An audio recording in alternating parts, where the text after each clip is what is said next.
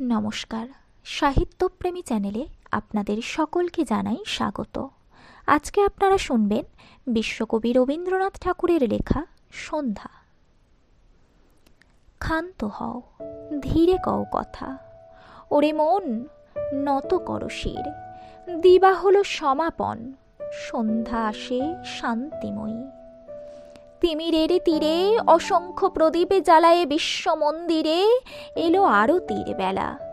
ওই শুনো বাজে নিঃশব্দ গম্ভীরে মন্দ্রে অন্তরের মাঝে শঙ্খ ঘণ্টার ধ্বনি। ধীরে নামাইয়া আনো বিদ্রোহের উচ্চ কণ্ঠ পুরবীর ম্লান মন্দস্বরে। রাখো রাখো অভিযোগ তব, মৌন করো বাসনার নিত্য নব নব নিষ্ফল বিলাপ।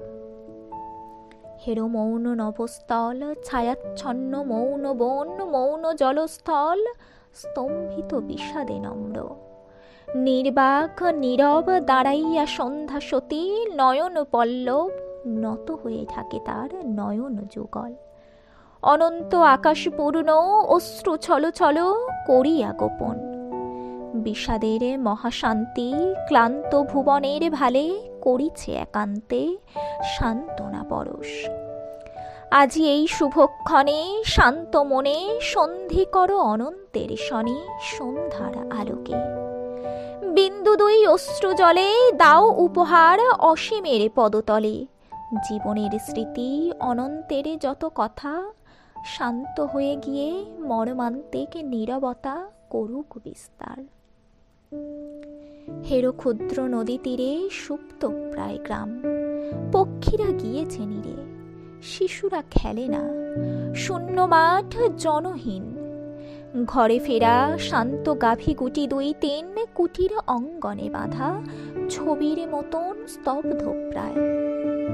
গৃহকার্য হলো সমাপন, কেউই গ্রামের বধূ ধরি বেড়াখানি সম্মুখে দেখিছে চাহি, ভাবিছে কি জানি ধূসর সন্ধ্যায়। অমনি নিস্তব্ধ প্রাণে বসুন্ধরা দিবসের কর্ম অবসানে, দিনান্তের বেড়াটি ধরিয়া আছে চাহি দিগন্তের পানে। ধীরে যেতেছে প্রবাহী, সম্মুখে আলোক স্রোত অন্তর অন্তরে নিঃশব্দ চরণে। আকাশের দূরান্তরে একে একে অন্ধকারে হতেছে বাহির, এক একটি দীপ্ত তারা সুদূর পল্লীর প্রদীপের মতো। ধীরে যেন উঠে ভেসে ম্লান ছবি ধরণীর নয়ন নিমেষে, কত যুগ যুগান্তের অতীত আভাস, কত জীবে জীবনের জীর্ণ ইতিহাস। যেন মনে পড়ে সেই বাল্য নিহারিকা, তারপরে প্রজ্বলন্ত যৌবনের শিখা। তারপরে স্নিগ্ধ শ্যাম অন্নপূর্ণালয়ে জীবধাত্রী জননীর কাজ বক্ষে লয়ে। লক্ষ কোটি জীব, কত দুঃখ, কত ক্লেশ, কত যুদ্ধ, কত মৃত্যু, নাহি তার শেষ। ক্রমে ঘনতর হয়ে নামে অন্ধকার, গাঢ়তর নীরবতা। বিশ্ব পরিবার সুপ্ত নিশ্চেতন। নিঃসঙ্গিনী ধরণীর বিশাল অন্তর হতে উঠে সুগম্ভীর একটি ব্যথিত প্রশ্ন।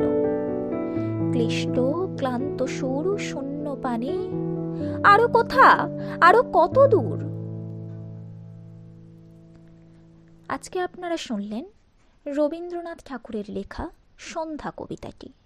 এই কবিতা আবৃত্তিটি যদি আপনাদের ভালো লেগে থাকে তাহলে অবশ্যই একটি লাইক করে দেবেন এবং আপনাদের মূল্যবান মতামত কমেন্ট করে জানাবেন। আর আপনারা যদি আমার কবিতা আবৃত্তি পছন্দ করে থাকেন তাহলে চ্যানেলটি সাবস্ক্রাইব করে অল নোটিফিকেশানটি অন করে দেবেন, যাতে আমার সমস্ত কবিতা আপনি সবার আগে শুনতে পারেন। আজকের মতো বিদায় নিচ্ছি, আবার ফিরে আসবো অন্য কোনো কবিতা